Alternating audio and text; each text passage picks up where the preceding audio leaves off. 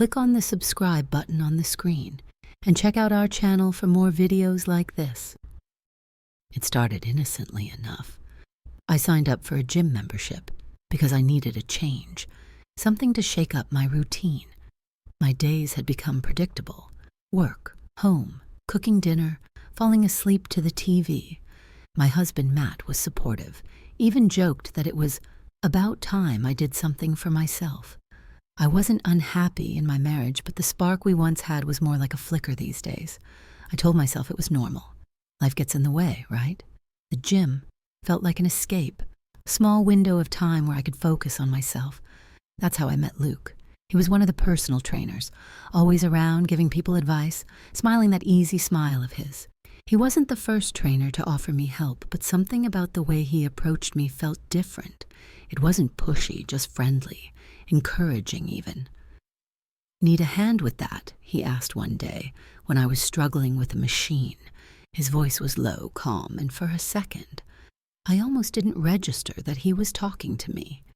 I smiled awkwardly, brushing a strand of hair from my face. "Yeah, I think I might be doing this wrong." He laughed, stepping closer, and before I knew it, he was adjusting the seat for me, his hands moving with a confidence that made it look effortless. "You're not far off," he said, "but this should help you get more out of it." From then on, Luke and I talked more. He'd wave when I came in, stop by to check on my progress, offer pointers when he thought I needed them. I liked the attention, more than I wanted to admit. I liked the way he made me feel seen, like I wasn't just another face in the crowd. It felt good to have someone notice me. One afternoon, after a particularly long day at work, I almost skipped the gym, but something pulled me there. Maybe it was the thought of seeing Luke, or maybe I just didn't want to be alone with my thoughts at home. When I walked in, he was already there, adjusting weights for another client. He glanced up, smiled, and for some reason that simple smile made my stomach flip.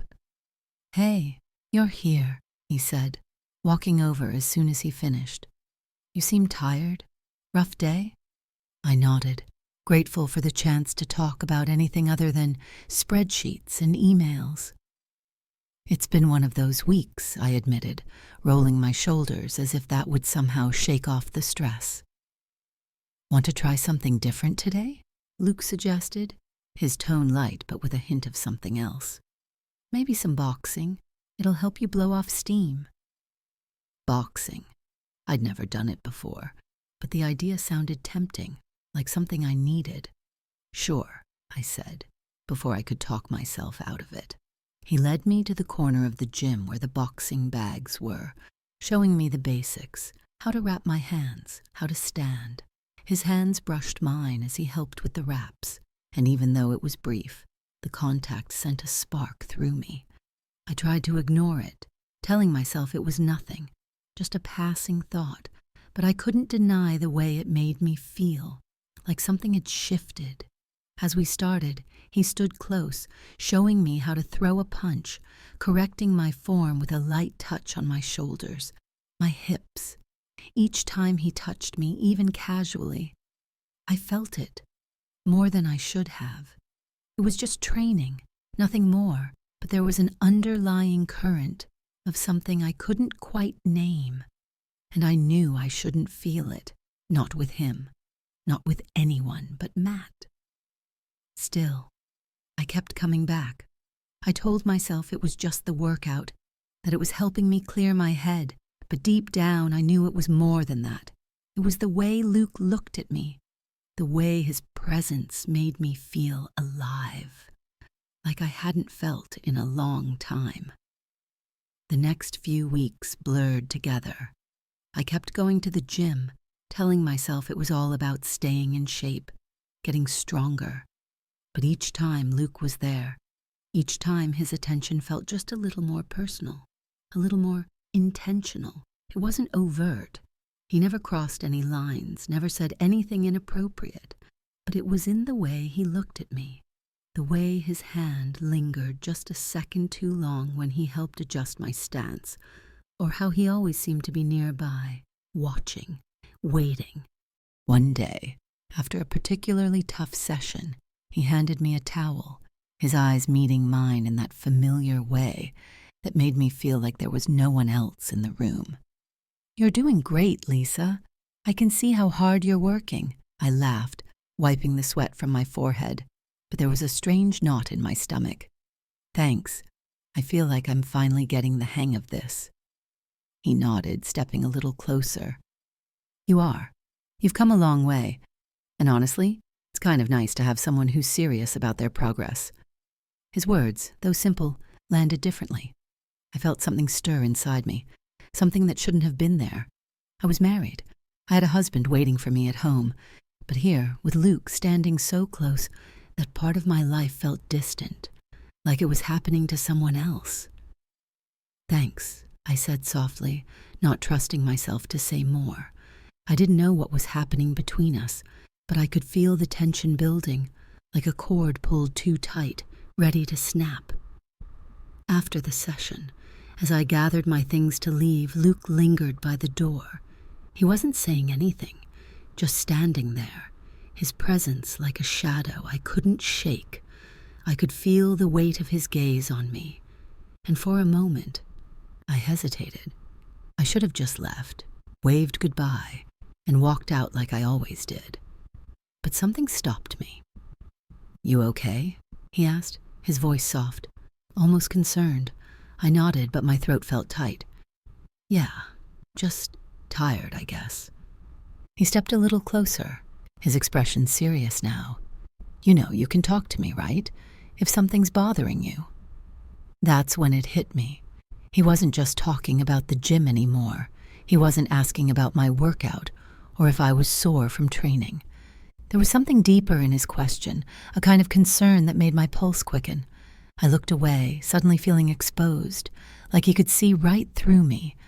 "I'm fine. Really," I said, trying to sound casual, but my voice was a little too high, a little too quick. Luke didn't press, but I could feel the weight of his silence. It was like he was waiting for me to say more, to admit something I wasn't ready to acknowledge. I gathered my bag and slung it over my shoulder, glancing at him one last time before heading for the door. "See you tomorrow?" he asked, his voice low. But there was something in it, something that made my heart skip. I paused, my hand on the door handle. I should have said no. I should have made up an excuse, taken a break from the gym, from him. But instead I nodded. "Yeah, see you tomorrow." The drive home was quiet, the familiar streets passing by in a blur. My mind was racing, replaying every moment of the conversation, the way his voice had softened when he'd asked if I was okay, the way his eyes had lingered just a little too long on mine. When I got home, Matt was already there, sitting on the couch with the TV on. He looked up when I walked in, smiling like he always did, but there was something distant about it, like we were two people living side by side, but no longer connected in the way we once had been. "How was the gym?" he asked, glancing at me briefly before turning back to the screen. "Good," I said, forcing a smile. But the word felt hollow, like I was lying about something much bigger than my workout. I sat down beside him, but my mind was elsewhere. I kept thinking about Luke, about the way he looked at me, the way he made me feel seen, alive, in a way I hadn't felt in so long. I knew it was wrong, that I was playing with fire, but part of me couldn't help it. I wanted to feel that way again. The next morning, I told myself I wouldn't go to the gym. I needed a break, not just physically, but mentally. The tension between Luke and me had been growing, and I was starting to feel like I was losing control of the situation. But as the day went on, I found myself heading there anyway, like I was on autopilot. I could come up with 100 reasons to stay home, yet none of them felt convincing enough to keep me away. When I walked through the gym doors, Luke was already there, standing by the front desk, talking to another trainer. He glanced up as I entered, and our eyes locked for just a moment. It was quick, barely noticeable to anyone else, but I felt it, a jolt, like an electric current, running through me. I headed to the lockers, trying to shake off the feeling, but it lingered, like an itch I couldn't scratch. After changing, I made my way to the treadmill, hoping a mindless run would clear my head, but I hadn't been running for more than a few minutes before Luke appeared beside me. "Hey," he said, his voice casual but his presence anything but. "I was thinking we could try some more boxing today. Sound good?" I hesitated, my heart thudding in my chest. I knew I should say no, but I couldn't bring myself to do it. "Sure," I heard myself say, before I could think too hard about it. We moved over to the boxing area, and I felt a familiar nervousness settle in. It was just training, just a workout, but it didn't feel that way, not anymore. As we started, Luke was close again, correcting my stance, guiding my movements. His hands brushed my shoulders, my waist, and each time my skin burned where he touched me. I told myself it was all in my head, that I was imagining things, but the tension was undeniable. "Good," he said softly, stepping behind me to adjust my arms. "You're getting stronger." His voice was low, almost too close, and I could feel his breath on my neck. My pulse quickened, and I struggled to keep my focus on the bag in front of me. But all I could think about was how close he was, how easily his hands moved over me, like it was the most natural thing in the world. "Luke," I said, my voice catching in my throat. I didn't know what I wanted to say, but I knew I had to stop this, whatever it was. I had to pull back before I crossed a line I couldn't come back from. He stepped back slightly, but his gaze stayed on me, his eyes searching mine. "What's going on, Lisa?" he asked quietly. His tone wasn't accusatory, just curious, like he could sense what I was feeling, like he knew. I dropped my hands, suddenly feeling too exposed, too vulnerable. "I don't know," I admitted, my voice barely above a whisper. "I don't know what's happening." For a moment, neither of us said anything. The gym around us seemed to fade, and it was just the two of us, standing there in a silence that felt louder than any words we could have exchanged. I wanted to say more, to explain the confusion I felt, but I couldn't find the words. Luke took a step closer again, his hand brushing my arm, and I felt that spark again, that pull.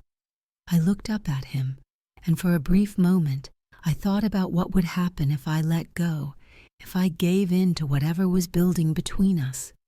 The thought terrified me, but it also thrilled me in a way I hadn't felt in years. But then, just as quickly, reality crashed back in. Matt, my husband, the life we had together. I couldn't do this. I couldn't let things go any further. "I should go," I said abruptly, stepping away from Luke and grabbing my towel. My voice was shaky, but I forced myself to stay steady. I need to go." Luke didn't try to stop me, but there was something in his expression that told me he understood. He knew that we'd been teetering on the edge of something and that I couldn't cross that line. "Yeah," he said quietly, nodding.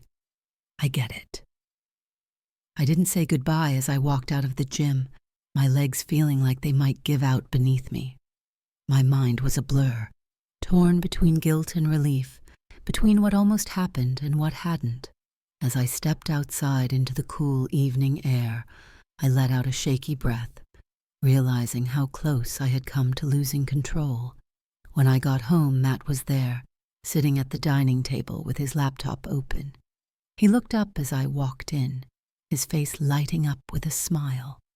It was the same smile he always gave me, the one that had been there for years, through all the highs and lows of our marriage. "Hey," he said, "how was your workout?" I paused, standing in the doorway, and for the first time in what felt like weeks, I really looked at him, at the man I had married, the man who had always been there for me, even when the spark had faded. I realized in that moment how much I had almost risked, how close I had come to making a choice I would regret for the rest of my life. "It was good," I said, my voice steady, though my heart was still racing. "Just what I needed." Matt smiled, oblivious to the storm that had been raging inside me, and I walked over to him, placing a hand on his shoulder. It was a small gesture, but it felt like a promise to myself, a promise that whatever had almost happened with Luke, I wouldn't let it happen again. Since you enjoyed this video, click on the subscribe button on the screen and check out our channel for more videos like this.